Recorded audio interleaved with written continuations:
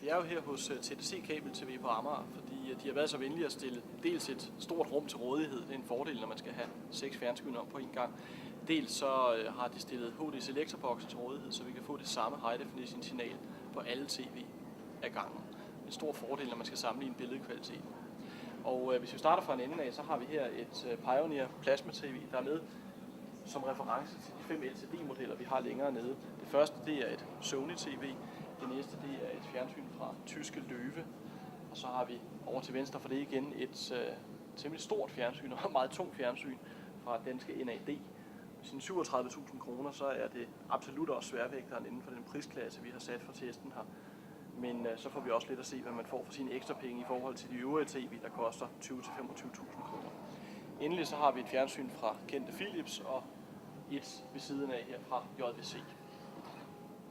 Det fungerer sådan, at hvis man skal teste fjernsyn, så er det, i hvert fald hvis man skal teste mere end et ad gangen, er det en stor fordel, at man har nøjagtigt det samme signal på hver af de fjernsyn, man stiller op mod hinanden. Ellers så kan det være svært at se forskel på en fornuftig facon.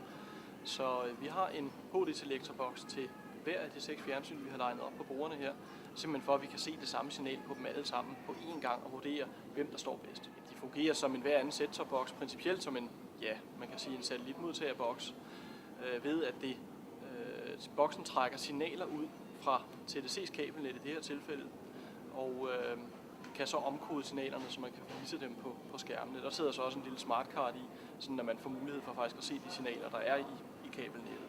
Jeg kigger efter mange ting, når jeg tester fjernsyn.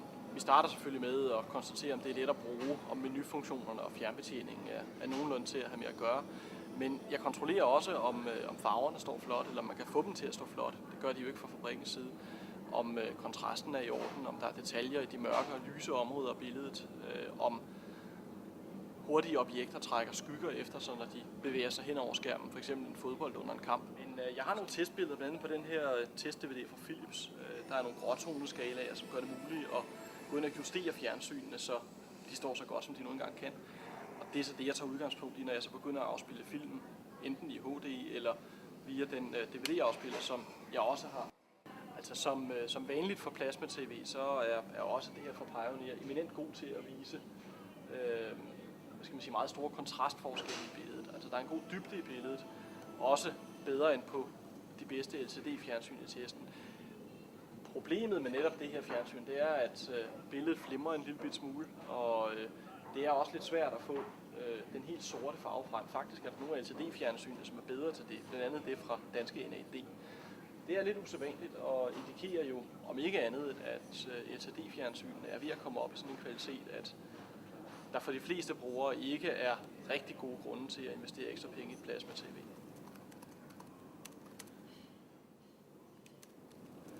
Altså nu når jeg sidder og er midt i testen af fjernsynet, jeg er jo ikke færdig endnu, så er der flere ting, der springer i øjnene. Hvis vi ser på Philips-fjernsynet, som på mange måder glimrer ved en enorm brugervenlighed, så er autoformatfunktionen, som sørger for, at fjernsynet det skifter format afhængig af, hvilket signal det nu engang får ind, direkte til rotterne.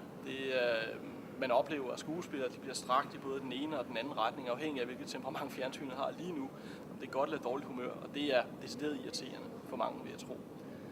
Vi kan se på NAD-fjernsynet herovre fra den danske fabrikant, at det kan indstilles, hvis man virkelig har tålmodighed til at stå nærmest optimalt. Problemet er, at man skal indstille det hele tiden. Så det er tydeligvis et entusiastfjernsyn for dem, der ikke har noget problem med lige at rode en lille bit smule og finde rundt i indstillingerne.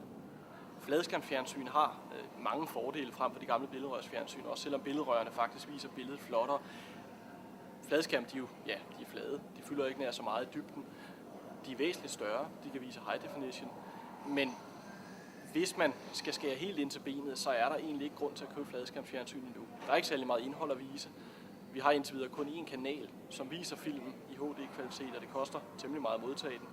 Vi har hverken HD-DVD eller Blu-ray-medier endnu, som kan lagre de her meget tunge HD-signaler. Det kommer først i løbet af næste år, og det bliver mere udbredt året efter endda, hvor priserne også kommer til at falde. Så mit allerbedste råd, det er faktisk at læs testen, have den i hånden, når du går på januarudsalg, og gør så dit køb, hvis du virkelig mener, du har brug for en fladskærm.